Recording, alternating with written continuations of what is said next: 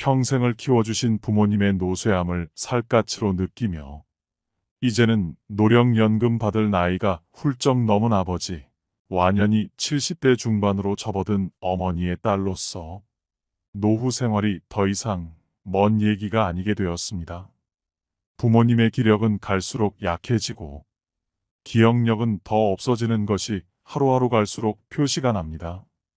우리 부모님뿐만 아니라 친구들 얘기만 들어도 그렇습니다.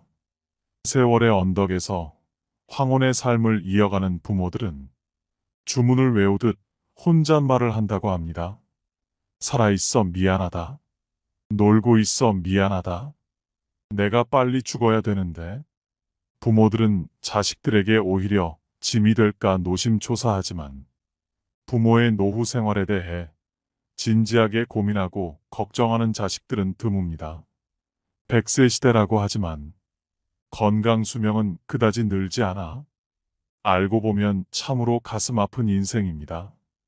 요즘은 60 청춘이라는 말도 있지만 젊을 때부터 자식 뒷바라지 하느라 고생만 하다 늙으신 부모들은 환갑을 넘기는 순간 체력이 급격하게 저하됩니다. 평생 일만 하다 평안한 노후를 보낼 때쯤엔 이미 늙고 병들어 안 아픈 곳이 없고 병원을 내 집처럼 드나들어야 합니다. 결국 기대 수명이 높아지면서 부모 간병이 새로운 부담이 되고 있습니다. 문제는 배우자를 먼저 보내고 혼자 남으면 자식들은 먹고 살기 바쁘니 잘 챙겨드리기 어려운 현실입니다. 물론 자녀들에게 해가 되기 싫어 자발적으로 요양원에 가겠다고 하는 부모들도 있지만 대부분은 본인 의지와는 상관없이 요양원이나 요양병원으로 떠밀려 갑니다. 요양원에 입소하는 부모들의 사연은 구구절절합니다. 주민등록 또한 요양원으로 옮겨왔지만 우편물이 오면 내 집에다 가져다 두시라고 합니다. 돌아갈 집이 없다는 것도 아실 텐데 그렇게라도 위안을 받고 싶어 하는 듯합니다. 집 텃밭에 풀도 뽑아주고 기초연금도 타러 가야 한다며 당신들은 할 일이 많아 바쁘다고 하십니다. 오늘 내일 가야 한다며 작은 가방을 옆구리에 끼고 복도를 서성입니다. 하지만 부모들의 거처는 요양원입니다. 부모 마음은 자식 감싸기 바쁘지만 요양원에 부모님을 맡긴 후 본인 부담금조차 내지 않고 전화 연락조차 두절인 자식도 있습니다. 전세든 월세든 남겨진 보증금 욕심으로 형제들끼리 아귀다툼도 벌입니다. 각종 할부금과 전화도 부모님 앞으로 돼 있지만 자식이 나 몰라라 해 입혀주고 먹여주고 키워준 부모를 신용불량자로 만듭니다.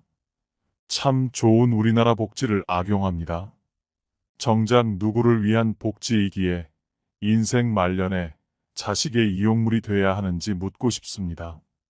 그런 것도 모르고 한 어르신은 빨간 고추 따서 햇볕에 말려서 이 자식, 저 자식에게 보내줘야 할 텐데라고 말씀하십니다. 빈손으로 왔다가 한 평 남짓한 관 속에 묻히는 순간까지 아들아, 내 딸들아 미안하다고 합니다. 부모들은 무엇이 자식에게 그토록 미안할까? 많은 돈, 번듯한 건물이라도 남겨주지 못한 못난 부모가 돼서 미안하다고 하실까요? 대부분의 사람들은 노후를 요양원에서 보내길 원하지 않습니다. 하지만 초고령화 사회로 접어들면서 부모님뿐 아니라 미래의 나 또한 요양원이나 요양병원, 실버타운 가운데 어딘가로 갈 가능성이 큰 시대가 됐습니다. 누구든지 피해가기 힘든 현실적인 문제가 됐다는 의미입니다. 오늘은 요양병원에 근무하는 어느 의사 선생님의 글을 먼저 소개해드리겠습니다. 영상을 끝까지 보시고 주변 분들에게도 공유하셔서 부모님의 사랑과 삶의 애환을 느끼셨으면 좋겠습니다. 요양병원에 면회 와서 서서 있는 가족 위치를 보면 촌수가 딱 나온다. 침대 옆에 바싹붙어 눈물 콧물 흘리면서 이것저것 챙기는 여자는 딸이다. 그 옆에 뻘쭘하게 서 있는 남자는 사위다. 문간쯤에 서서 먼 산 보고 있는 사내는 아들이다. 복도에서 휴대폰 만지작거리고 있는 여자는 며느리다. 요양병원에 장기 입원하고 있는 부모를 그래도 이따금씩 찾아가서 살뜰히 보살피며 준비해온 밥이며 반찬이며 떠먹이는 자식은 딸이다. 아들놈들은 침대 모서리에 잠시 걸터 앉아 딸이 사다 놓은 음료수 하나 까먹고 이내 사라진다. 아들이 무슨 신주단지라도 되듯이 아들 원하며 금지옥엽 키워놓은 벌을 늙어서 받는 것이다. 딸 하나 열아들 부럽지 않는 세상인 것을 그때는 몰랐다. 오늘도 우리의 미래가 될 수많은 그들이 창살 없는 감옥에서 의미 없는 삶을 연명하며 희망 없는 하루하루를 보내고 있다. 그들도 자신의 말로가 그렇게 될 줄은 전혀 몰랐을 것이다. 자신과는 절대 상관이 없는 이야기라고 믿고 싶겠지만 그것은 희망사항일 뿐 결코 남의 이야기가 아니다. 우리는 나이가 들고 서서히 정신이 빠져나가면 어린애처럼 속이 없어지고 결국 원하건 원치 않건 자식이 있건 없건 마누라나 남편이 있건 없건 돈이 있건 없건 잘 살았건 잘못 살았건 세상 감투를 썼건 못 썼건 잘났건 못났건 대부분 요양원이나 요양병원에서 생의 마지막을 보내게 된다. 그곳은 자기가 가고 싶다고 해서 갈 수 있는 것도 가기 싫다고 해서 안 가는 곳도 아니다. 늙고 병들고 정신이 혼미해져서 자식들과의 대화가 단절되기 시작하면 갈 곳은 그곳밖에 없다. 산 사람들은 살아야 하니까 두고 보면 안다. 그래도 어쩌랴. 내 정신 가지고 사는 동안에라도 맛있는 거 먹고 가고 싶은 곳 가보고 보고 싶은 것 보고 하고 싶은 것 하면서 즐겁고 재미있게 살아야지. 기적 같은 세상을 헛되이 보낼 수는 없지 않겠는가. 부모님의 슬픈 얼굴을 자세히 들여다보는 자식들이 얼마나 될까요? 물론 현실적인 어려움 때문에 어쩔 수 없어서 애써 외면하고 모른 척하며 가슴이 무너지는 경우도 많을 것입니다. 눈을 마주치지 못하는 자식들 앞에서 부모님은 슬픔을 드러내지 않으려 애쓰고 굳은 얼굴에 미소를 짓게 하려고 노력합니다. 자신은 걱정하지 말고 잘 살아라는 부모님의 말씀 한마디. 처음엔 마음이 무겁지만 이내 팍팍한 현실에 부딪혀 부모님에 대한 관심이 멀어지고 맙니다. 부모는 자녀가 걱정할까봐 마음과 다른 말을 합니다. 자식은 알면서도 현재 상황에 합리화합니다. 하지만 부모님에게 조금만 더 관심을 가져주세요. 조금만 더 챙겨주세요. 사소한 얘기라도 전화로 안부를 물어봐 주세요. 자식들의 관심은 따뜻한 위로가 됩니다. 부모의 사랑은 하늘같이 크고 높지만 받는 자식은 당연하게 생각합니다. 부모님이 세상 떠나기 전 미련 없이 가시게 하는 것도 인생 후회하지 않는 자식의 도리가 아닐까요? 어느 한 어머니가 자식들에게 쓴 편지를 읽어드리겠습니다. 언젠가 요양원에 나를 보낼 자식에게 내 사랑하는 아들, 딸들아. 가족들은 요양원 생활을 하겠다는 내 생각에 반대할지도 모른다. 그러나 대부분의 우리 세대들이 그리 생각하는 것처럼 나도 가족들의 짐이 되고 싶지 않다. 그렇게 해야 내 마음이 편할 것 같다. 그래서 몸은 가라앉아도 정신이 양호하다면 내 스스로 요양원을 찾을 것이다. 하지만 알츠하이머병 등으로 그런 판단조차 할 수 없는 때가 온다면 그때 나를 요양원으로 보내라고 이 글을 통해 부탁하련다. 얘들아, 나의 뇌가 나와 너희들을 내 기억에서 밀어냈을 때 나를 요양원으로 보내다오. 우리 엄마는 그림 그리기를 좋아하니 펜과 종이를 늘 마련해 주세요. 낙지는 못 드세요. 등등. 내가 좋아하는 것과 싫어하는 것을 그곳 사람들에게 미리 알려주렴. 간간히 내게 찾아와서 너희를 보게 해다오. 낯선 사람 보듯 누구세요? 하더라도 내 마음속 깊은 어딘가에서 너희를 알아보고 기뻐할지 몰라. 행복했던 시절 이야기를 들려주거나 사진을 보여주렴. 비록 내가 먼 곳으로 눈을 돌린다 해도 내 영혼 어딘가에서 알아보고 즐거워할지 누가 아니.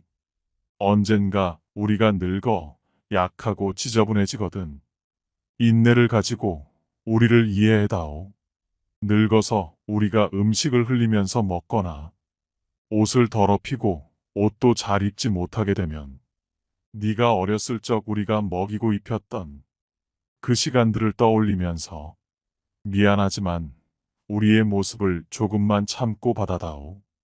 늙어서 우리가 말을 할 때 했던 말을 하고 또 하더라도 말하는 중간에 못하게 하지 말고 끝까지 들어주면 좋겠다.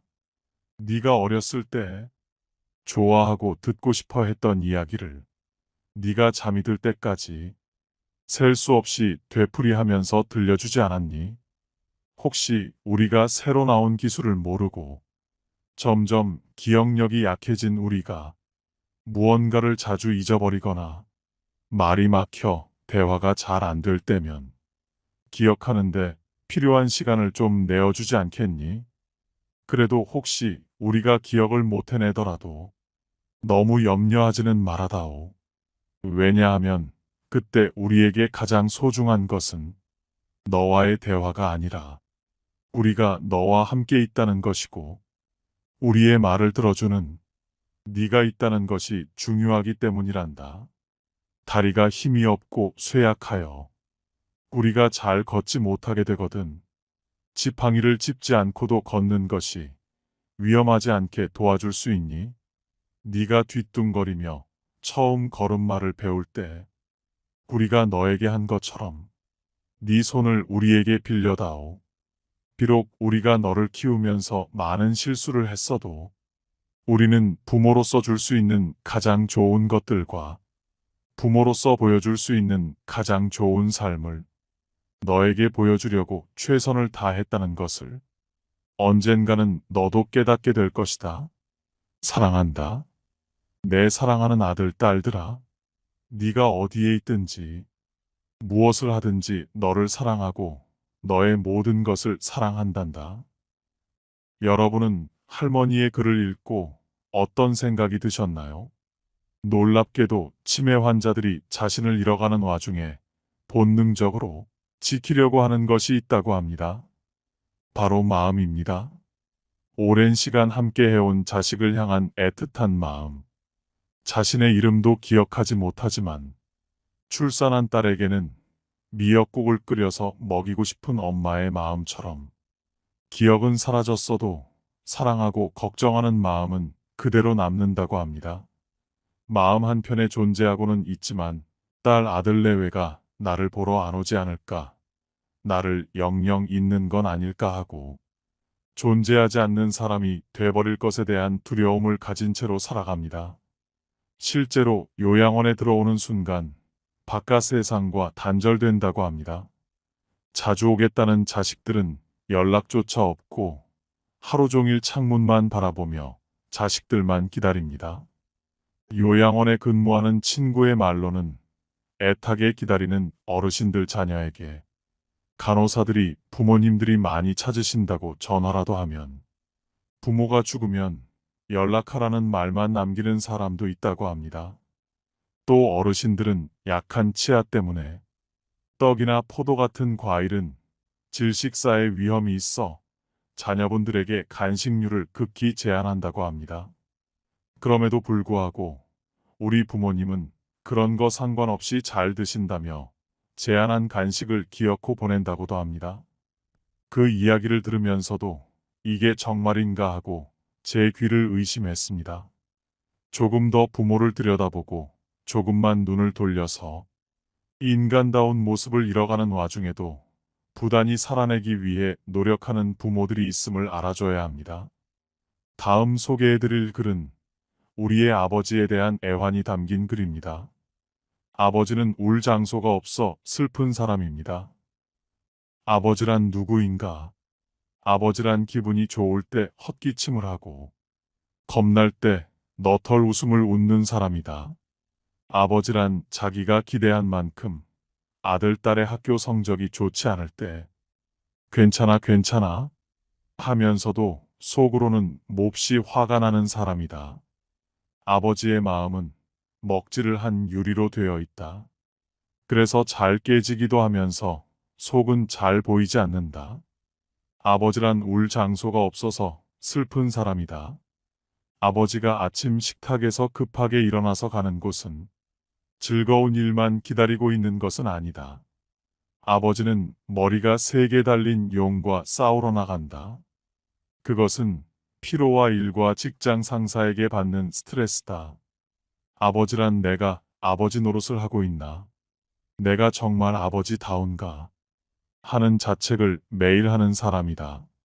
아버지란 자식을 결혼시킬 때 한없이 울면서도 얼굴에는 웃음을 나타내는 사람이다.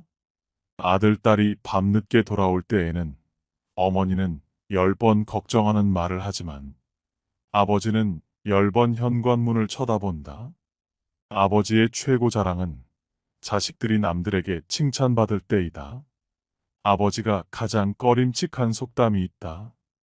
그것은 가장 좋은 교훈은 선수 모범을 보이는 것이다라는 속담.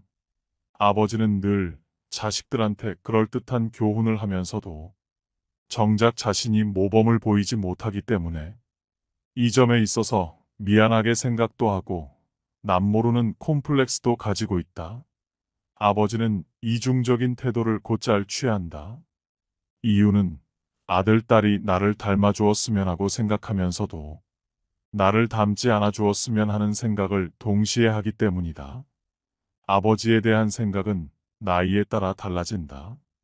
그러나 그대가 지금 몇 살이든 아버지에 대한 현재의 생각이 최종적이라고 생각하지 말라. 4살 때 아빠는 무엇이나 할 수 있다. 7살 때 아빠는 아는 것이 정말 많다. 8살 때 아빠와 선생님 중 누가 더 높을까? 12세 때 아빠는 모르는 것이 많다. 14세 때 우리 아버지는 세대 차이가 난다. 25세 때 아버지를 이해하기는 하지만 기성세대는 같습니다. 30세 때 아버지의 의견도 일리가 있죠. 40세 때 여보, 이 일을 결정하기 전에 아버지의 의견을 들어봅시다. 50세 때 아버님은 훌륭한 분이셨어. 60세 때 아버지께서 살아계셨다면 꼭 조언을 들었을 텐데. 아버지란 돌아가신 뒤에도 두고두고 그 말씀이 생각나는 사람이다. 아버지란 돌아가신 후에야 보고 싶은 사람이다. 아버지는 결코 무관심한 사람이 아니다. 아버지가 무관심한 것처럼 보이는 것은 체면과 자존심과 미안함 같은 것이 어우러져서 그 마음을 쉽게 나타내지 못하기 때문이다. 아버지의 웃음은 어머니의 웃음보다 2배쯤 농도가 진하다. 울음은 10배쯤 될 것이다. 아들, 딸들은 아버지의 수입이 적은 것이나 지위가 높지 못한 것에 대하여 불만이 있지만 아버지는 그런 마음에 속으로만 온다. 아버지는 가정에서 어른 인체해야 하지만 친한 친구나 마음이 통하는 사람을 만나면 소년이 된다. 아버지는 어머니 앞에서 기도는 안 하지만 혼자 차를 운전하면서는 큰 소리로 기도도 하고 누구인가에게 의지한다. 어머니의 가슴은 봄과 여름을 왔다 갔다 하지만 아버지의 가슴은 가을과 겨울을 오고 간다.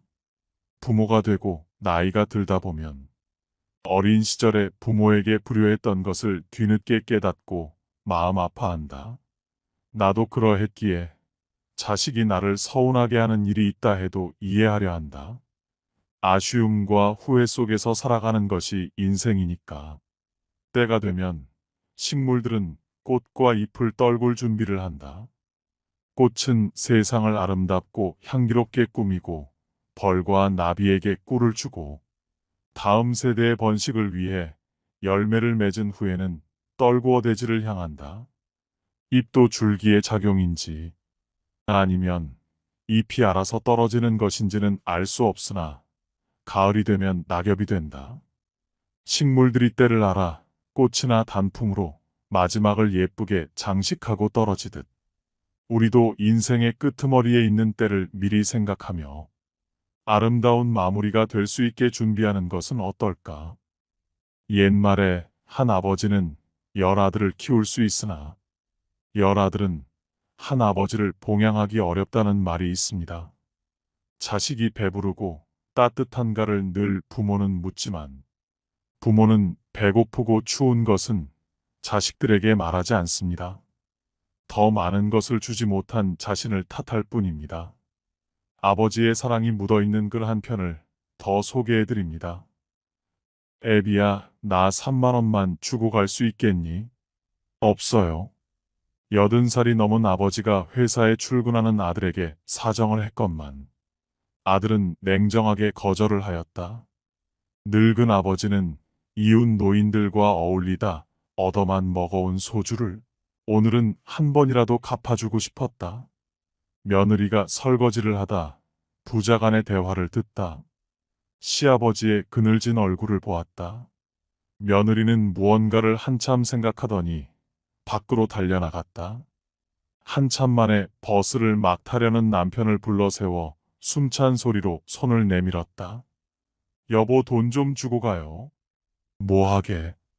애들 옷도 사입히고 저 오늘 동창 계모임도 있어요. 며느리는 지갑에서 5만 원 가량을 꺼내 헤아리며 담뱃값이, 차값이, 대포값이 어쩌니 하는 남편 지갑을 빼앗아 차비만 쥐어주고 집으로 돌아왔다. 그리고는 아파트 베란다에 기대 밖을 바라보는 시아버지께 돈을 몽땅 내밀었다. 아버님, 이 돈으로 드시고 싶은 소주도 잡수시고 친구분들도 오랜만에 대접해드리세요. 시아버지는 며느리가 고마웠지만 선뜻 받을 수 없었다. 너네 살기도 넉넉치 않은데 괜찮다. 애들 맛있는 거 사주거라. 며느리는 대답도 듣는 둥 마는 둥 돈을 탁자에 놓아드리고 서둘러 방문을 닫았다. 그날 밤 남편이 퇴근하고 돌아왔다. 씻지도 않고 노는 애들을 보고 왜 애들 좀 씻기지 이렇게 더럽냐? 고 말했다. 그 이튿날도 또 그 다음 날도 애들 꼴은 더러워져 가고 있었다. 새까만 손등이며 며칠 전까지만 해도 반들해하던 애들이 거짓꼴로 변해갔다. 남편은 화를 벌컥 내어 고함을 쳤다. 여편 내가 하루 종일 뭐하길래 애들 꼴을 저렇게 만들어놔. 남편의 화난 소리를 듣고 있던 아내가 눈에 핏줄기가 서서는 화를 내며 남편에게 소리를 질렀다. 저 애들을 곱게 키워봐야 뭐해요? 당신이 아버지께 돈 3만 원도 냉정하게 거절하는데 우리 애들도 우리가 늙어서 3만 원 달래면 안 줄 거 아니에요? 그런데 뭐 때문에 애들을 사랑으로 키우라고 해요? 아내의 말에 남편은 말을 잇지 못했다.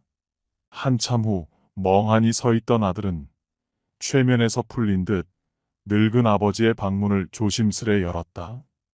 늙은 아버지는 아들의 무정함을 잊은 채 안쓰러운 표정으로 어서 오거라. 회사 일이 힘들었을 텐데 고생했구나. 환절기라 감기 조심해야 한다. 아버지는 무정한 아들을 걱정하는 것이다. 어린 시절 아버지의 추억이 주마등처럼 스쳐 지나갔다. 아들 눈에는 눈물이 고였다. 노년 빈곤이란 말이 있습니다. 노년의 빈곤은 불행한 일이라는 것입니다. 자식이 내미는 손과 부모가 내미는 손은 어떻게 다를까요? 부모는 자식이 내미는 그 손에 자신의 모든 것을 쥐어주면서 애벌레가 성충으로 크도록 애정으로 돌봅니다. 그리고 껍질만 남은 곤충처럼 되어버립니다.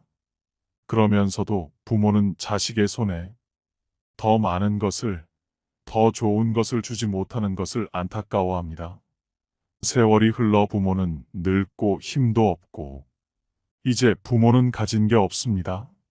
너무 늙어버린 것이죠. 그래서 이번에는 몇 푼 용돈을 얻기 위해 자식에게 손을 내밉니다. 그러나 자식은 부모 마음 같지가 않습니다. 부모의 내미는 손이 보기가 싫은 것이죠. 그에게 부담이 되는 것입니다. 자식이 내미는 손에 부모는 섬으로 주었건만 자식은 부모에게 호불호 주는 것마저 부담스럽게 느낍니다. 치매에 걸린 부모님을 모시는 문제로 고심하고 있는 분의 사연을 들려드리겠습니다. 언제나 제 유년 시절 기억 속에 포근하고 유쾌한 모습으로 남아있는 어머니. 그런 어머니가 치매에 덫에 걸리신 지 벌써 2년째입니다. 제 나이 59살 어머니는 벌써 80대이시니 무리도 아니죠. 그런데도 여전히 전 어머니가 방금 전 식사한 것도 잊으시고 밥을 찾으실 때마다 화장실에서 뒤처리를 하지 못해 헤매는 모습을 볼 때마다 억장이 무너집니다. 어머니를 돌보는 일을 저보다 더 많이 하게 되는 아내를 볼 면목도 없습니다. 이제 어머니도 아내도 모두 노인인데 얼마나 지치겠습니까? 결국 얼마 전 장남인 제가 5동생을 모았습니다. 무거운 마음으로 요양병원 얘기를 꺼냈죠. 다들 말이 없더군요. 내심 제가 계속 어머니를 모시길 바라는 눈치였어요. 그래도 저희 가족이 고생을 하니까 차마 말은 못하고 어떡하지 걱정만 하더군요. 결국 아무런 결론을 내리지 못했습니다. 동생들에게 어렵게 말은 꺼냈지만 저도 사실 결정이 바로 서진 않습니다. 어머니가 우리를 어떻게 키웠는데 요양병원이라니요. 이런 불효자가 있을까요? 하지만 매일 마주하는 현실이 너무 어렵습니다. 저는 어떻게 해야 할까요? 이와 같은 고민을 안고 사는 가정은 더 이상 소수가 아닙니다. 부모를 집에서 모셔야 효도라는 걸 머리로는 알지만 사회 구조가 변화하면서 효자 노릇이 버거운 사람이 많습니다. 과거처럼 어르신 부양을 가족이 도맡는 것만이 진짜 효도일까요? 부모님이 온전할 때 스스로 고민하고 내 건강이 안 좋아지면 특정 요양시설에 맡겨달라고 자녀에게 이야기를 꺼내는 것도 하나의 방법이며 그 대신 일주일에 식사 한 번은 꼭 같이 하자는 등의 조건을 다는 것이 좋을 것 같습니다. 부모님 부양 방식에 대한 결정을 내리기까지 가족 내 눈치 싸움도 적지 않은 만큼 분란을 줄이기 위해 이견을 조율할 조정자를 결정할 필요도 있습니다. 상황이 나빠지기 전에 가족이 미리 협의하고 필요하다면 주 보호자를 정해 그 사람에게 결정의 정권을 맡기는 것도 좋은 방법입니다. 어쩔 수 없이 요양원이나 요양병원에 장기 입원하고 있는 부모님은 가족에 대한 그리움과 고독이 가득하실 것입니다. 마지막으로 자주 찾아가서 살뜰히 보살피고 부모님과 소통하는 삶의 지혜를 느끼시는데 도움이 되는 좋은 글을 소개해 드리겠습니다. 몇 년 전 일이다. 나와 같은 병실에 80세가 넘으신 할아버지가 계셨다. 할아버지의 병은 깊었다. 할머니는 성경을 읽으며 지극정성으로 할아버지 곁을 지켰다. 아침 저녁으로 할아버지 가족들이 병실을 다녀갔다. 네 아버지 이번엔 못 일어나신다. 이젠 화장실 걸음도 못 하신다. 조금 전에도 의사가 호스로 오줌 빼주고 갔다. 할머니는 눈물을 글썽이며 아들에게 말했다. 아들은 아무 말이 없었다. 그날 저녁 할아버지 막내딸이 병실로 찾아왔다. 지방에서 올라온 막내딸은 할아버지 손을 잡고 한참을 울었다. 할아버지는 말이 없었다. 막내딸은 3일 동안 할머니와 함께 병실에서 잠을 잤다. 아빠, 나 이제 가봐야 하거든. 아빠하고 같이 있고 싶은데 그럴 수가 없어. 김서방 출근도 시켜야 하고 아이들 학교도 보내야 해. 그녀는 울먹이며 늙으신 아버지 가슴에 얼굴을 묻었다. 아빠 옛날 일 기억나? 아빠하고 나하고 매일 들길을 걸어서 학교 갔었잖아. 여름 장마 때면 아이들은 잔뜩 부른 개울물 앞에서 늘 아빠를 기다렸어. 감자처럼 작은 아이들을 한 명씩 한 명씩 가슴에 안아 개울물을 건너주었지. 아빠는 사랑이 많은 선생님이었으니까 아빠가 학교에서 숙직하던 날 기억나지? 엄마가 싸준 도시락을 들고 내가 눈밭을 걸어서 아빠에게 갔던 날. 내 발바닥 꽁꽁 얼었다고 아빠가 따뜻한 품 안으로 내 발을 집어넣었잖아. 얼마나 차가웠을까. 막내딸은 울음을 삼키며 할아버지 가슴에 다시 얼굴을 묻었다. 딸의 울음소리에도 할아버지는 말이 없었다. 아빠, 나 이제 가야 돼. 꼭 다시 일어나야 돼. 아빠, 꼭. 옆자리에 서 있던 할머니가 막내딸의 손을 끌었다. 어여 가거라 어여. 네 아버지 다 알아들으셨을 게다. 할머니는 막내딸을 데리고 병실 밖으로 나갔다.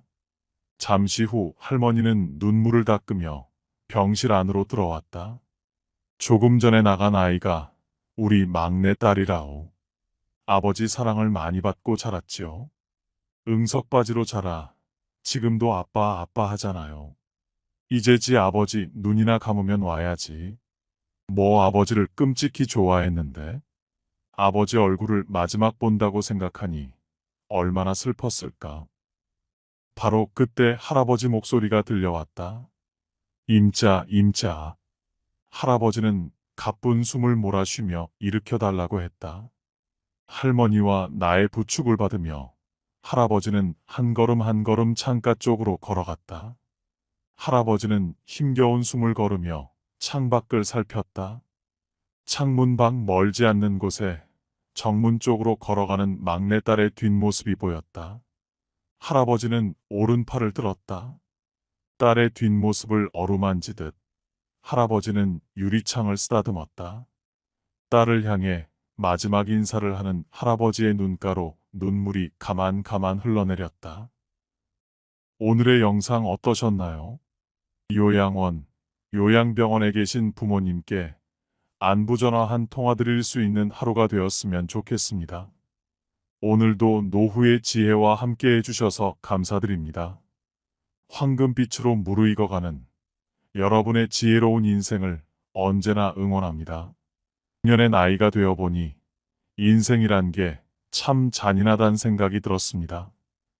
젊은 날은 그렇게 모든 걸 하나라도 더 가지라고, 놓치지 말라고, 악착같이 살라고 내 부모님의 등을 떠밀더니 이제는 늙어선 자신이 부여잡은 모든 걸, 그게 목숨보다 귀한 자식이라 해도 결국 다 놓고 가라고, 미련도 기대도 다 놓고 훌훌 가라고 등을 떠밀고 있으니 인생은 그들에게 얼마나 잔인한가요? 게다가 인생은 언제 끝날지 그 끝을 알려주지도 않습니다. 흔히 사랑은 내리사랑이라고 합니다. 부모가 자식을 더 많이 사랑한다는 말이죠. 우리 자식들은 착각을 하며 삽니다. 당신들을 덜 사랑한 것이 아니라 당신들이 영원히 아니 아주 오래 우리 곁에 있어 줄 거라는 어리석은 착각 말이죠.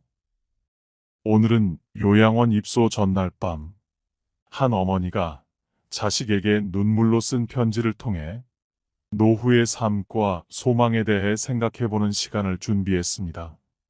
집에 어머니를 모시고 싶었던 아들과 반대하는 며느리, 이런 아들 부부의 싸움을 지켜보면서 고심 끝에 요양원에 들어가기로 결심한 한 어머니의 사연입니다. 슬프지만 부모님의 사랑을 느낄 수 있는 편지를 함께 들어보겠습니다. 영상을 끝까지 시청해 주시고 주변의 소중한 분들에게도 공유하시면 더 많은 분들이 해안을 얻으실 수 있을 것입니다. 요양원 가기 전날 밤, 어머니가 아들에게 남긴 편지.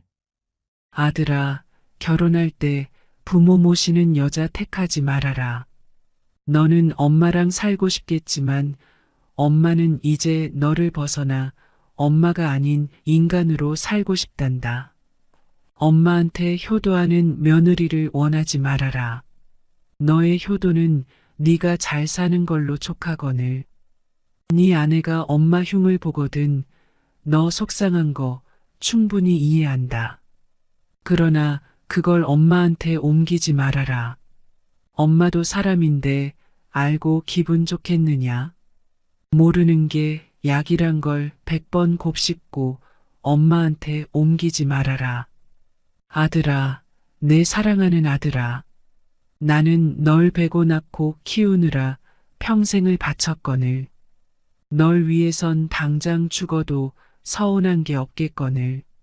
내 아내는 그렇지 않다는 걸 조금은 이해하거라. 너도 내 장모를 위해서 내 엄마만큼 해주진 않잖니. 아들아, 혹시 어미가 가난하고 약해지거든 조금은 보태주거라. 널 위해 평생 바친 엄마이지 않느냐. 그것은 아들의 도리가 아니라 사람의 도리가 아니겠느냐. 독거노인을 위해 봉사하는 사람들도 있는데 어미가 가난하고 약해지는데 자식인 내가 돌보지 않는다면 어미는 얼마나 서럽겠느냐. 널 위해 희생했다 생각하지는 않지만 내가 자식을 잘못 키웠다는 자책이 들지 않겠니? 아들아, 내가 멀리 있다 할지라도 명절이나 애미 애비 생일은 좀 챙겨주면 안 되겠니? 내 생일 여태까지 한 번도 잊은 적 없이 그날 되면 배 아파 낳은 그대로 그때 그 느낌 그대로 꿈엔들 잊은 적 없는데 너의 아내에게 떠밀지 말고 네가 챙겨주면 안 되겠니? 받고 싶은 욕심이 아니라 잊혀지고 싶지 않은 어미의 욕심이란다. 아들아, 내 아들아, 이름만 불러도 눈물 아릿한 아들아. 내 아내가 이 어미에게 효도하길 바란다면 네가 먼저 너의 장모에게 잘하려무나. 내가 고른 아내 너의 고마움을 알고 내게도 잘하지 않겠니? 난 내 아들의 안목을 믿는다. 딸랑이 흔들면 까르르 웃던 내 아들아. 가슴에 속속들이 스며드는 내 아들아.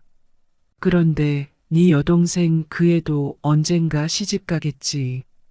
그러면 너의 아내와 같은 위치가 되지 않겠니? 항상 내 아내를 너의 여동생과 비교해 보거라. 네 여동생이 힘들면 너의 아내도 힘든 거란다. 내 아들아, 내 피눈물 같은 내 아들아. 내 행복이 너의 행복이 아니라 너의 행복이 내 행복이거늘. 혹여 나 때문에 너의 가정에 해가 되거든 나를 잊어다오. 그건 어미의 모정이란다. 너를 위해 목숨도 아깝지 않은 어미인데 너의 행복을 위해서라면 어떤 것도 아깝지 않으리. 물론 나도 사람인지라 힘들겠지. 그리고 서운하겠지. 그러나 죽음보다 힘들야. 그러나 아들아, 내가 가정을 이룬 후 이 애미 애비를 이용하지는 말아다오. 너의 행복을 위해 한 평생을 바쳐온 부모다.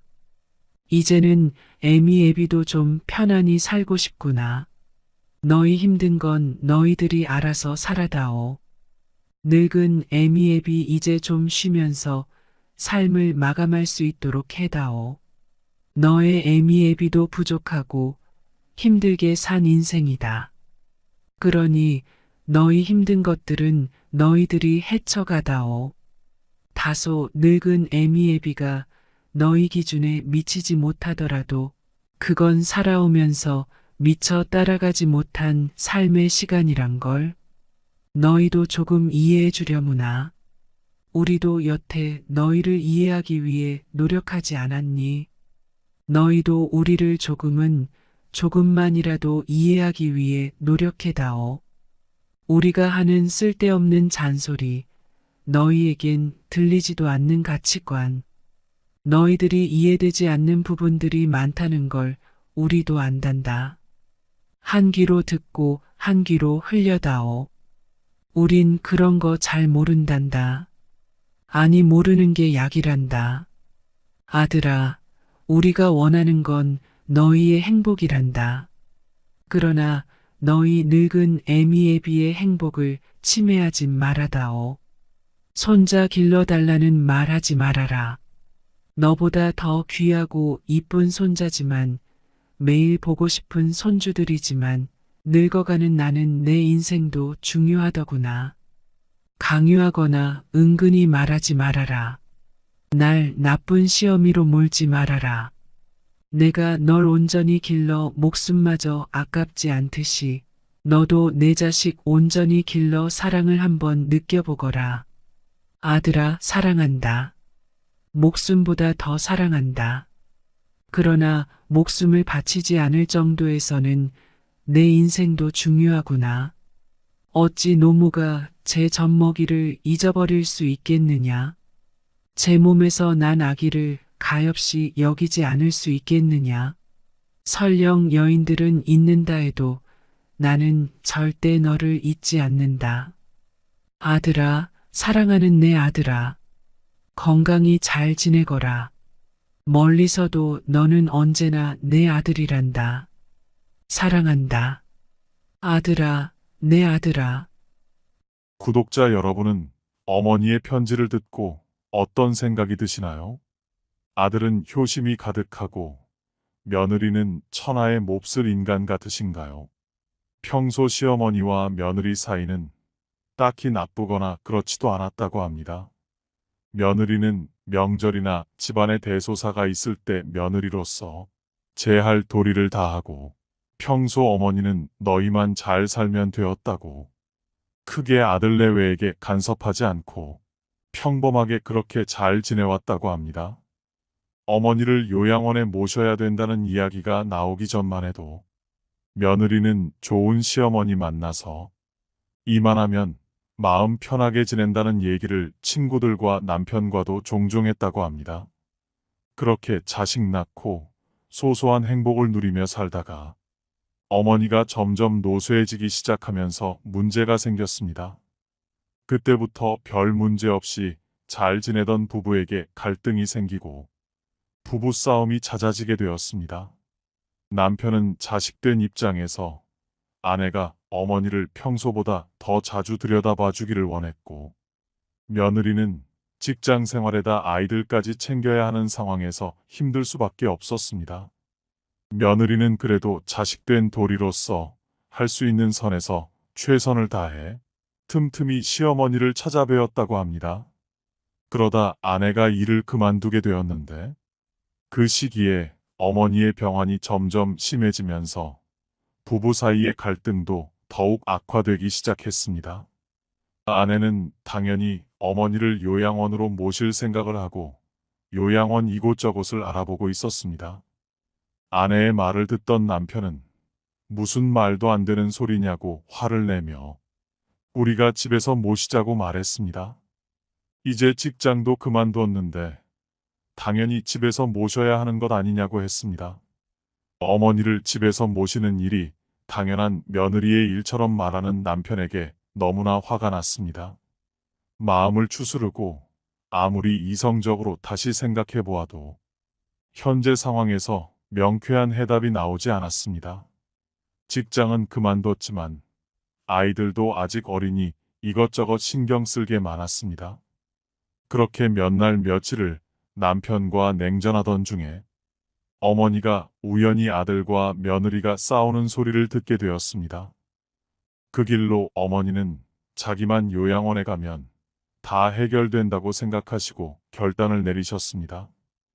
아들이 당신을 집에서 모신다고 하면서 매일같이 며느리와 싸우는 것을 본다면 부모는 돌아서서 얼마나 많은 눈물을 흘려야 할까요?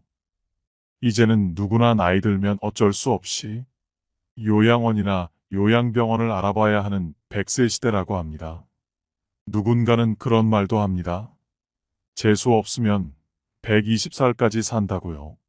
오래 살게 된 만큼 좋은 것도 많지만 이렇듯 누군가에게는 오래 사는 것이 재앙처럼 느껴질 수도 있습니다. 고령화 시대에 접어들면서 주위에서 너무 많이 만나볼 수 있는 고민입니다. 기대 수명은 100세 시대라고 하더라도 건강 수명은 그것을 따라가지 못해 70세가 넘어가면 아픈 곳이 여기저기 늘어나 병원에는 노인들만 북적거립니다. 몸은 성하지 않지만 약과 병원에 의존해 오래 살아간다는 겁니다.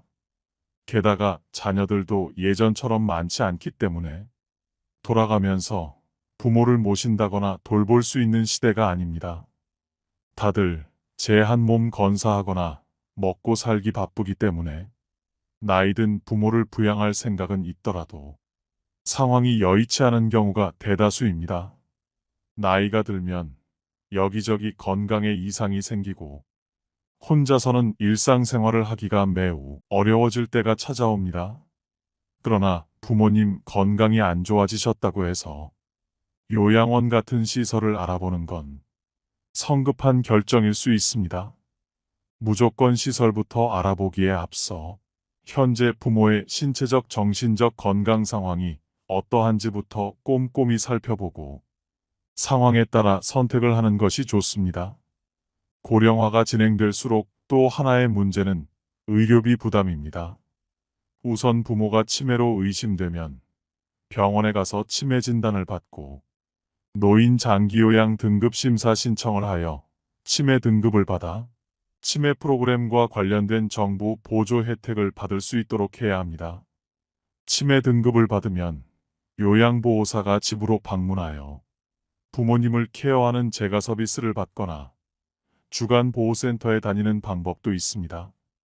치매는 아니지만 신체적으로 쇠약해지거나 몸이 많이 편찮으신 경우라도 일단 노인 장기요양 등급 신청을 통해 요양 등급을 받도록 해야 합니다.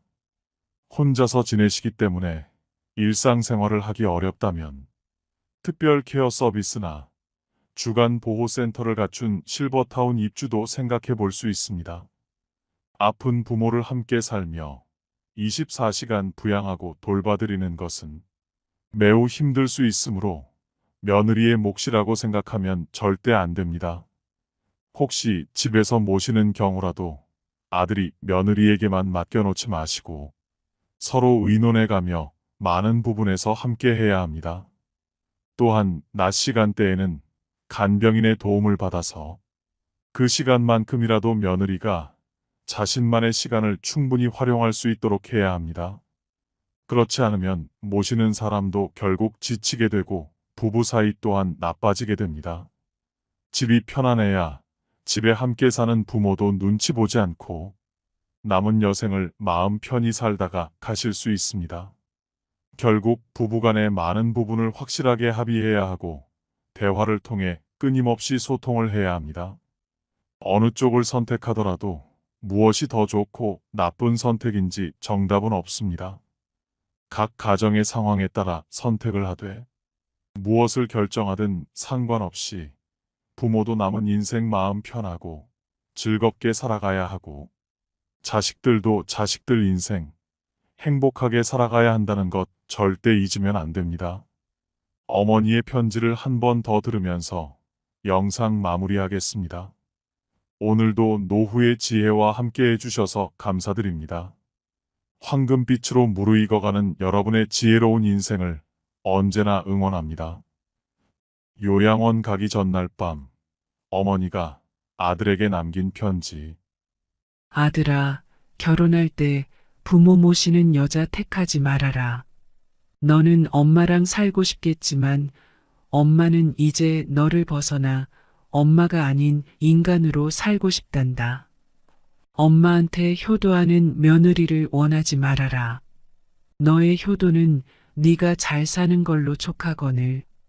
네 아내가 엄마 흉을 보거든 너 속상한 거 충분히 이해한다. 그러나 그걸 엄마한테 옮기지 말아라. 엄마도 사람인데 알고 기분 좋겠느냐? 모르는 게 약이란 걸 100번 곱씹고 엄마한테 옮기지 말아라. 아들아, 내 사랑하는 아들아. 나는 널 베고 낳고 키우느라 평생을 바쳤거늘. 널 위해선 당장 죽어도 서운한 게 없겠거늘. 내 아내는 그렇지 않다는 걸 조금은 이해하거라. 너도 내 장모를 위해서 내 엄마만큼 해주진 않잖니. 아들아, 혹시 어미가 가난하고 약해지거든 조금은 보태주거라. 널 위해 평생 바친 엄마이지 않느냐. 그것은 아들의 도리가 아니라 사람의 도리가 아니겠느냐.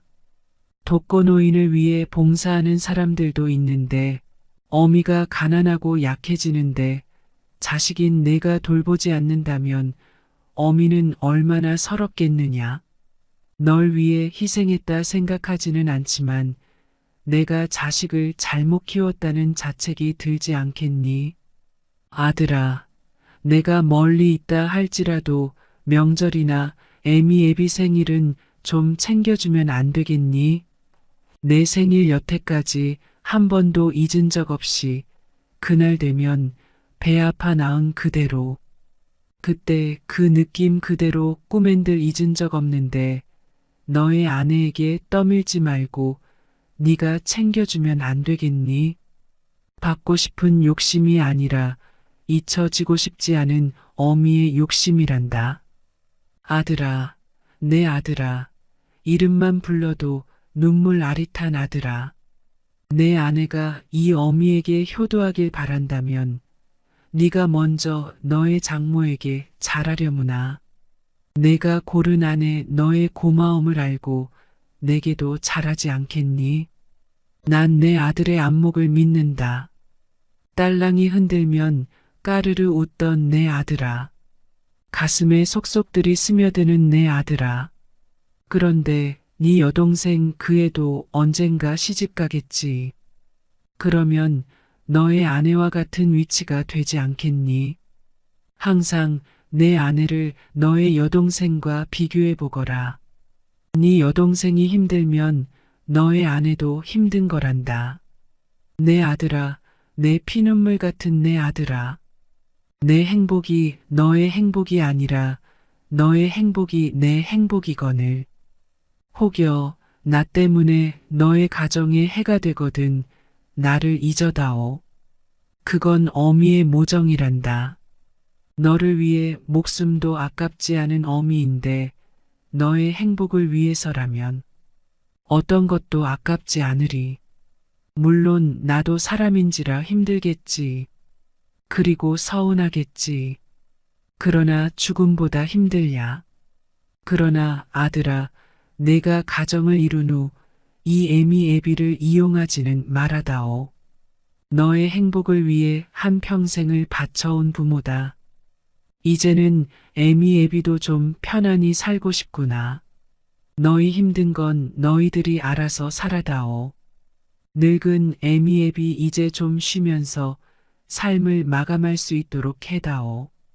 너의 애미 애비도 부족하고 힘들게 산 인생이다. 그러니 너희 힘든 것들은 너희들이 헤쳐가다오. 다소 늙은 애미 애비가 너희 기준에 미치지 못하더라도 그건 살아오면서 미처 따라가지 못한 삶의 시간이란 걸. 너희도 조금 이해해 주려무나. 우리도 여태 너희를 이해하기 위해 노력하지 않았니? 너희도 우리를 조금만이라도 이해하기 위해 노력해다오. 우리가 하는 쓸데없는 잔소리, 너희에겐 들리지도 않는 가치관, 너희들이 이해되지 않는 부분들이 많다는 걸 우리도 안단다. 한 귀로 듣고 한 귀로 흘려다오. 우린 그런 거 잘 모른단다. 아니 모르는 게 약이란다. 아들아, 우리가 원하는 건 너희의 행복이란다. 그러나 너희 늙은 애미 애비의 행복을 침해하지 말아다오. 손자 길러달라는 말하지 말아라. 너보다 더 귀하고 이쁜 손자지만 매일 보고 싶은 손주들이지만 늙어가는 나는 내 인생도 중요하더구나. 강요하거나 은근히 말하지 말아라. 날 나쁜 시어미로 몰지 말아라. 내가 널 온전히 길러 목숨마저 아깝지 않듯이 너도 내 자식 온전히 길러 사랑을 한번 느껴보거라. 아들아, 사랑한다. 목숨보다 더 사랑한다. 그러나 목숨을 바치지 않을 정도에서는 내 인생도 중요하구나. 어찌 노모가 제 젖먹이를 잊어버릴 수 있겠느냐? 제 몸에서 난 아기를 가엾이 여기지 않을 수 있겠느냐? 설령 여인들은 잊는다 해도 나는 절대 너를 잊지 않는다. 아들아, 사랑하는 내 아들아, 건강히 잘 지내거라. 멀리서도 너는 언제나 내 아들이란다. 사랑한다. 아들아, 내 아들아.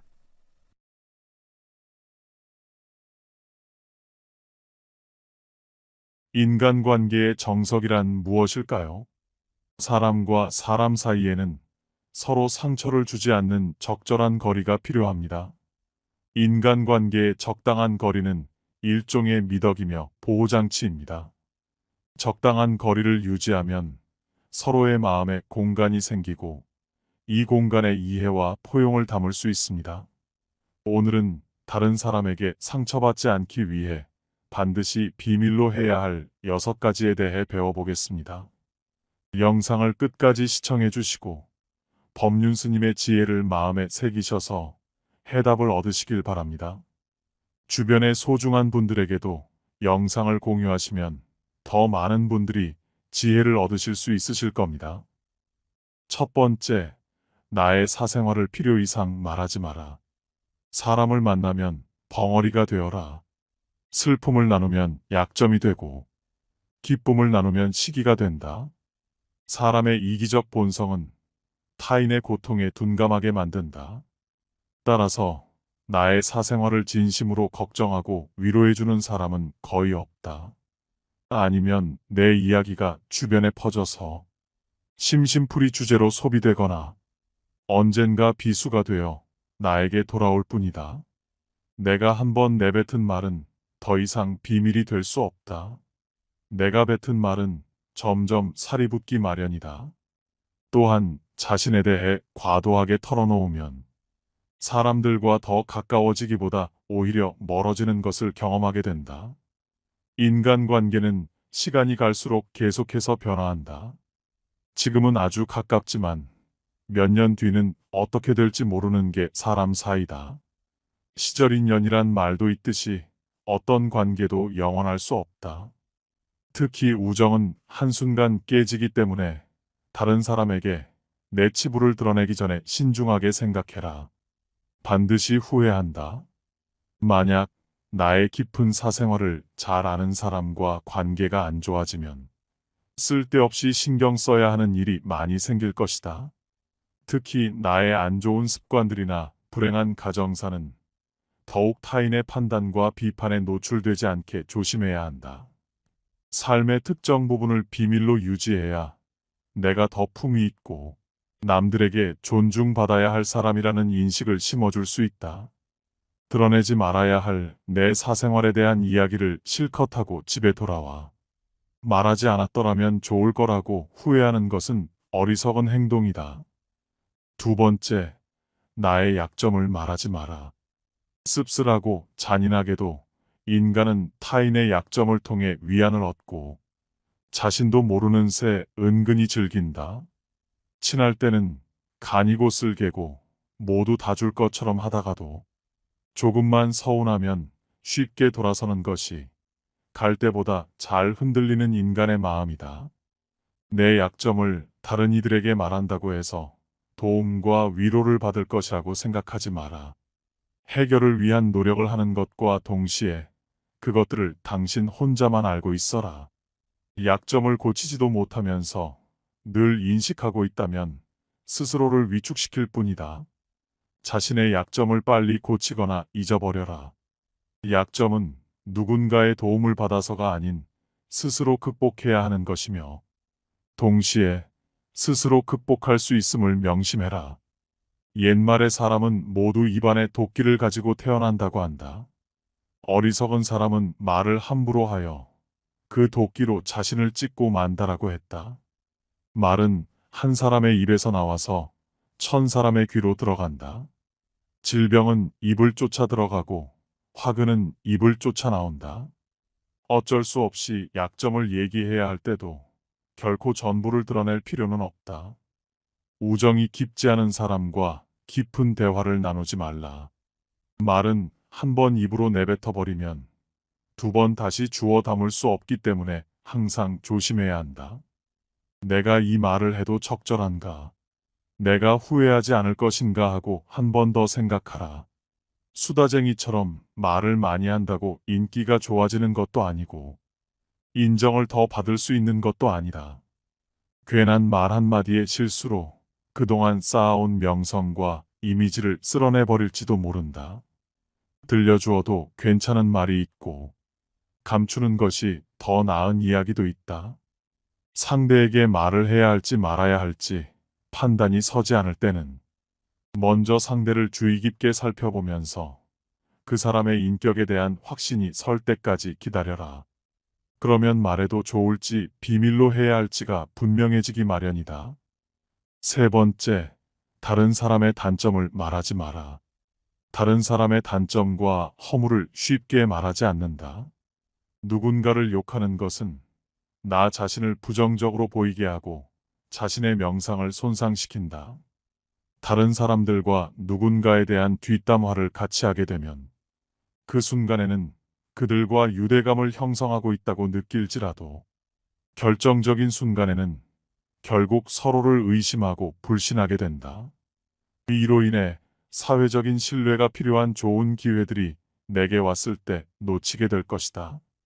다른 사람에 대한 단점이나 허물을 보았을 때는 못 본 채 하고 입 밖에 내지 말아라.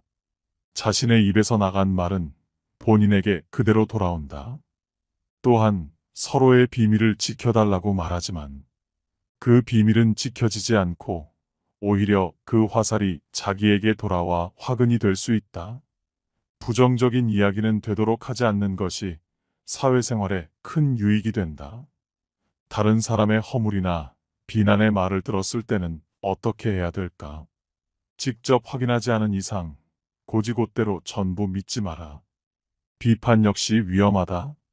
비판은 상대를 방어적으로 만들고 자신을 정당화하도록 안간힘을 쓰게 하기 때문이다.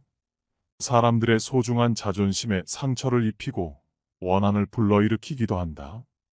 이미 내뱉어진 말은 상대방의 가슴 속에 수십 년 동안 화살처럼 꽂혀 있다. 비판은 부메랑이 되어 나에게 다시 돌아온다. 사람의 잘못은 자신의 인간관계에서 비롯된다. 남의 잘못을 돌이켜 자신을 반성하라.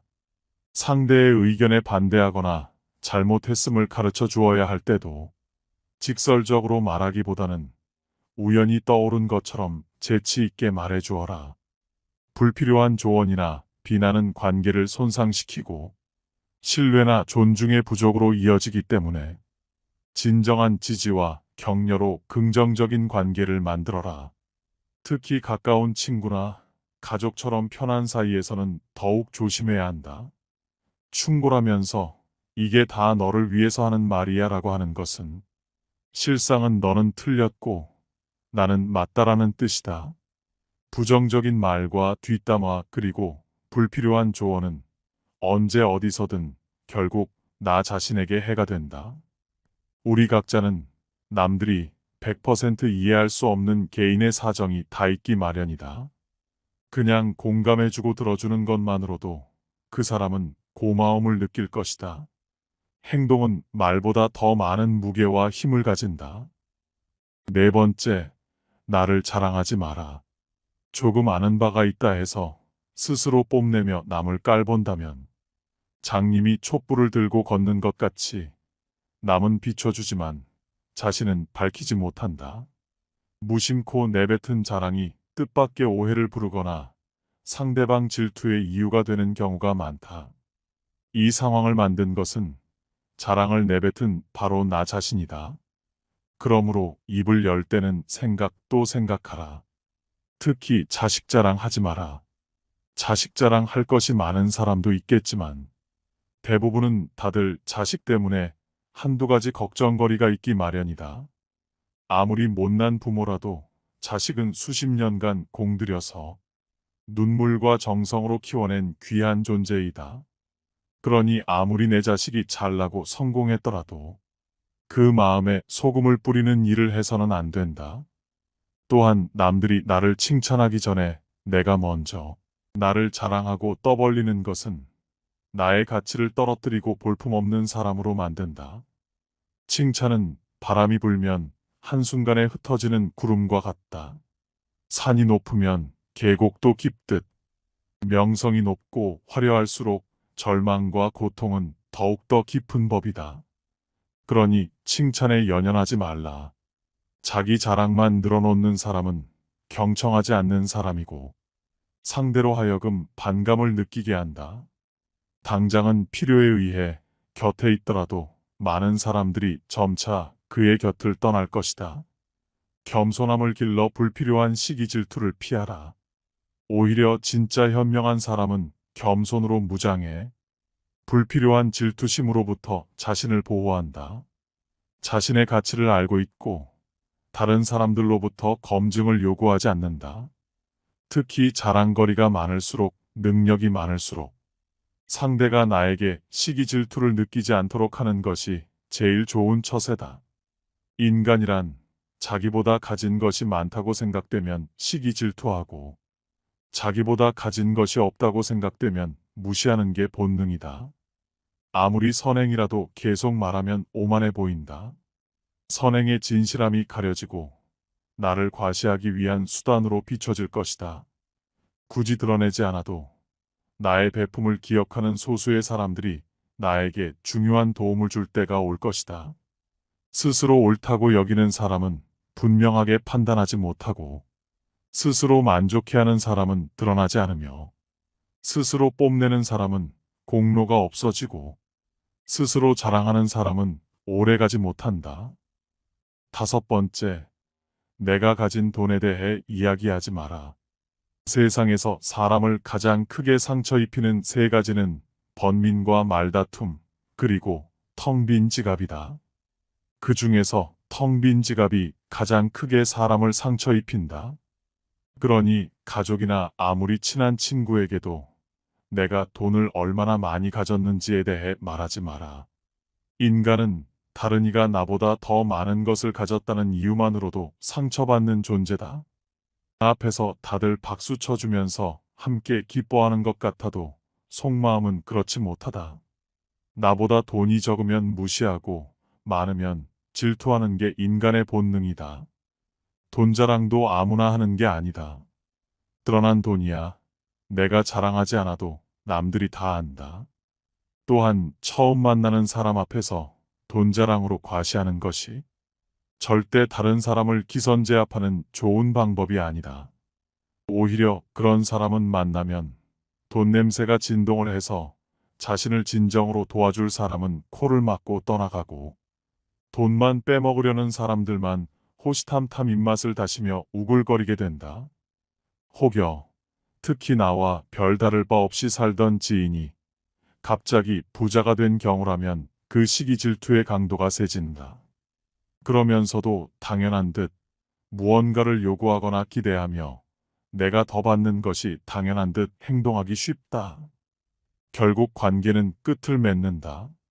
그렇기에 아무리 친한 친구나 가족이라도 내가 가진 돈에 대한 이야기는 절대 하지 마라. 6번째, 내 목표에 대해 말하지 마라.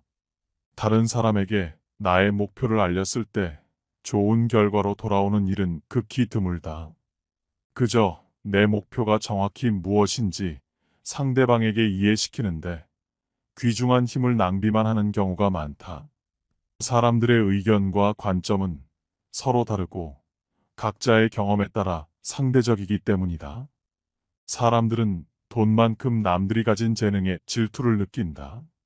자신보다 뛰어난 사람이 많아지는 것을 경계하기 때문에 지금보다 발전하려는 사람들을 철저히 뭉개려 할 것이다. 아직 시작도 안 한 목표를 남들에게 말하는 것은 내 목표로부터 멀어지는 일이다. 결국 목표를 만들고 성취하는 것은 자신에게 달려 있어 목표를 향해 어느 정도 진전을 이룰 때까지 혼자 알고 있어라. 내 목표나 꿈은 나 자신에게는 중요하지만 다른 사람들에게는 그리 중요하지 않은 문제이다. 또한 목표를 이루는 과정에서 실패할 가능성도 있기 때문에 목표를 이루기도 전에 말하는 것은 내 약점을 미리 떠벌리는 것과 같고 성숙한 관계에서도 상대에게 부담감을 줄 수 있다. 간혹 타인의 좋은 지지를 구하는 것이 도움이 될 수는 있지만 내가 목표하는 것을 이미 이루었거나 그 분야의 전문가가 아닌 이상에는 조언을 구하지 마라. 목표를 너무 일찍 논의하는 것은 불필요한 에너지를 소비하고 목표를 성취하는데 방해가 될 수 있다. 목표를 알린 타인에게 좋은 평가를 받는 일에 너무 연연한 나머지 지나치게 불안감을 느낄 수 있다. 세상에서 가장 위험한 것은 해보지 않은 자의 조언이다. 나를 이해하지 못하는 사람들의 근거 없는 판단과 평가에 쓸데없이 발목을 잡힐 필요가 없다. 최고의 승리는 자기 자신을 정복하는 것이지 남들에게 정복당하는 것은 최대의 수치이다. 첫 번째, 나의 사생활을 필요 이상 말하지 마라. 사람을 만나면 벙어리가 되어라. 슬픔을 나누면 약점이 되고 기쁨을 나누면 시기가 된다. 사람의 이기적 본성은 타인의 고통에 둔감하게 만든다. 따라서 나의 사생활을 진심으로 걱정하고 위로해주는 사람은 거의 없다. 아니면 내 이야기가 주변에 퍼져서 심심풀이 주제로 소비되거나 언젠가 비수가 되어 나에게 돌아올 뿐이다. 내가 한번 내뱉은 말은 더 이상 비밀이 될 수 없다. 내가 뱉은 말은 점점 살이 붙기 마련이다. 또한 자신에 대해 과도하게 털어놓으면 사람들과 더 가까워지기보다 오히려 멀어지는 것을 경험하게 된다. 인간관계는 시간이 갈수록 계속해서 변화한다. 지금은 아주 가깝지만 몇 년 뒤는 어떻게 될지 모르는 게 사람 사이다. 시절 인연이란 말도 있듯이 어떤 관계도 영원할 수 없다. 특히 우정은 한순간 깨지기 때문에 다른 사람에게 내 치부를 드러내기 전에 신중하게 생각해라. 반드시 후회한다. 만약 나의 깊은 사생활을 잘 아는 사람과 관계가 안 좋아지면 쓸데없이 신경 써야 하는 일이 많이 생길 것이다. 특히 나의 안 좋은 습관들이나 불행한 가정사는 더욱 타인의 판단과 비판에 노출되지 않게 조심해야 한다. 삶의 특정 부분을 비밀로 유지해야 내가 더 품위 있고 남들에게 존중받아야 할 사람이라는 인식을 심어줄 수 있다. 드러내지 말아야 할 내 사생활에 대한 이야기를 실컷 하고 집에 돌아와. 말하지 않았더라면 좋을 거라고 후회하는 것은 어리석은 행동이다. 두 번째, 나의 약점을 말하지 마라. 씁쓸하고 잔인하게도 인간은 타인의 약점을 통해 위안을 얻고 자신도 모르는 새 은근히 즐긴다. 친할 때는 간이고 쓸개고 모두 다 줄 것처럼 하다가도 조금만 서운하면 쉽게 돌아서는 것이 갈 때보다 잘 흔들리는 인간의 마음이다. 내 약점을 다른 이들에게 말한다고 해서 도움과 위로를 받을 것이라고 생각하지 마라. 해결을 위한 노력을 하는 것과 동시에 그것들을 당신 혼자만 알고 있어라. 약점을 고치지도 못하면서 늘 인식하고 있다면 스스로를 위축시킬 뿐이다. 자신의 약점을 빨리 고치거나 잊어버려라. 약점은 누군가의 도움을 받아서가 아닌 스스로 극복해야 하는 것이며 동시에 스스로 극복할 수 있음을 명심해라. 옛말의 사람은 모두 입안에 도끼를 가지고 태어난다고 한다. 어리석은 사람은 말을 함부로 하여 그 도끼로 자신을 찢고 만다라고 했다. 말은 한 사람의 입에서 나와서 1000사람의 귀로 들어간다. 질병은 입을 쫓아 들어가고 화근은 입을 쫓아 나온다. 어쩔 수 없이 약점을 얘기해야 할 때도 결코 전부를 드러낼 필요는 없다. 우정이 깊지 않은 사람과 깊은 대화를 나누지 말라. 말은 한 번 입으로 내뱉어 버리면 두 번 다시 주워 담을 수 없기 때문에 항상 조심해야 한다. 내가 이 말을 해도 적절한가? 내가 후회하지 않을 것인가 하고 한 번 더 생각하라. 수다쟁이처럼 말을 많이 한다고 인기가 좋아지는 것도 아니고 인정을 더 받을 수 있는 것도 아니다. 괜한 말 한마디의 실수로 그동안 쌓아온 명성과 이미지를 쓸어내버릴지도 모른다. 들려주어도 괜찮은 말이 있고 감추는 것이 더 나은 이야기도 있다. 상대에게 말을 해야 할지 말아야 할지 판단이 서지 않을 때는 먼저 상대를 주의 깊게 살펴보면서 그 사람의 인격에 대한 확신이 설 때까지 기다려라. 그러면 말해도 좋을지 비밀로 해야 할지가 분명해지기 마련이다. 세 번째, 다른 사람의 단점을 말하지 마라. 다른 사람의 단점과 허물을 쉽게 말하지 않는다. 누군가를 욕하는 것은 나 자신을 부정적으로 보이게 하고 자신의 명상을 손상시킨다. 다른 사람들과 누군가에 대한 뒷담화를 같이 하게 되면 그 순간에는 그들과 유대감을 형성하고 있다고 느낄지라도 결정적인 순간에는 결국 서로를 의심하고 불신하게 된다. 이로 인해 사회적인 신뢰가 필요한 좋은 기회들이 내게 왔을 때 놓치게 될 것이다. 다른 사람에 대한 단점이나 허물을 보았을 때는 못 본 채 하고 입 밖에 내지 말아라. 자신의 입에서 나간 말은 본인에게 그대로 돌아온다. 또한 서로의 비밀을 지켜달라고 말하지만 그 비밀은 지켜지지 않고 오히려 그 화살이 자기에게 돌아와 화근이 될 수 있다. 부정적인 이야기는 되도록 하지 않는 것이 사회생활에 큰 유익이 된다. 다른 사람의 허물이나 비난의 말을 들었을 때는 어떻게 해야 될까? 직접 확인하지 않은 이상 고지곳대로 전부 믿지 마라. 비판 역시 위험하다. 비판은 상대를 방어적으로 만들고 자신을 정당화하도록 안간힘을 쓰게 하기 때문이다. 사람들의 소중한 자존심에 상처를 입히고 원한을 불러일으키기도 한다. 이미 내뱉어진 말은 상대방의 가슴 속에 수십 년 동안 화살처럼 꽂혀 있다. 비판은 부메랑이 되어 나에게 다시 돌아온다. 사람의 잘못은 자신의 인간관계에서 비롯된다. 남의 잘못을 돌이켜 자신을 반성하라. 상대의 의견에 반대하거나 잘못했음을 가르쳐 주어야 할 때도 직설적으로 말하기보다는 우연히 떠오른 것처럼 재치 있게 말해 주어라.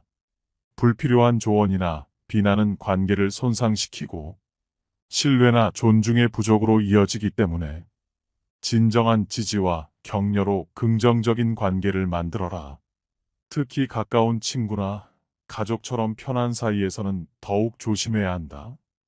충고라면서 이게 다 너를 위해서 하는 말이야 라고 하는 것은 실상은 너는 틀렸고 나는 맞다라는 뜻이다. 부정적인 말과 뒷담화 그리고 불필요한 조언은 언제 어디서든 결국 나 자신에게 해가 된다. 우리 각자는 남들이 100% 이해할 수 없는 개인의 사정이 다 있기 마련이다. 그냥 공감해주고 들어주는 것만으로도 그 사람은 고마움을 느낄 것이다.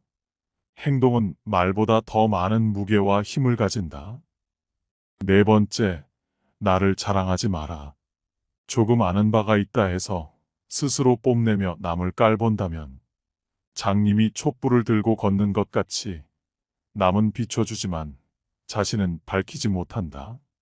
무심코 내뱉은 자랑이 뜻밖의 오해를 부르거나 상대방 질투의 이유가 되는 경우가 많다. 이 상황을 만든 것은 자랑을 내뱉은 바로 나 자신이다. 그러므로 입을 열 때는 생각 또 생각하라. 특히 자식 자랑 하지 마라. 자식 자랑 할 것이 많은 사람도 있겠지만 대부분은 다들 자식 때문에 한두 가지 걱정거리가 있기 마련이다.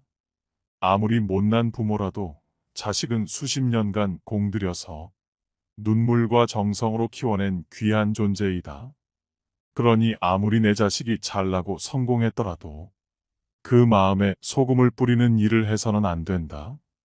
또한 남들이 나를 칭찬하기 전에 내가 먼저 나를 자랑하고 떠벌리는 것은 나의 가치를 떨어뜨리고 볼품없는 사람으로 만든다.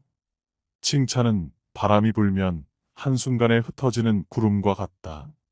산이 높으면 계곡도 깊듯 명성이 높고 화려할수록 절망과 고통은 더욱더 깊은 법이다.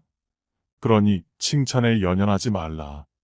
자기 자랑만 늘어놓는 사람은 경청하지 않는 사람이고 상대로 하여금 반감을 느끼게 한다.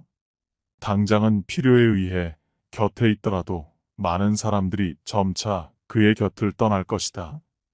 겸손함을 길러 불필요한 시기 질투를 피하라. 오히려 진짜 현명한 사람은 겸손으로 무장해 불필요한 질투심으로부터 자신을 보호한다. 자신의 가치를 알고 있고 다른 사람들로부터 검증을 요구하지 않는다. 특히 자랑거리가 많을수록 능력이 많을수록 상대가 나에게 시기 질투를 느끼지 않도록 하는 것이 제일 좋은 처세다. 인간이란 자기보다 가진 것이 많다고 생각되면 시기 질투하고 자기보다 가진 것이 없다고 생각되면 무시하는 게 본능이다.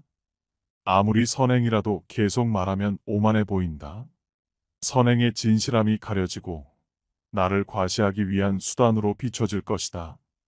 굳이 드러내지 않아도 나의 배품을 기억하는 소수의 사람들이 나에게 중요한 도움을 줄 때가 올 것이다.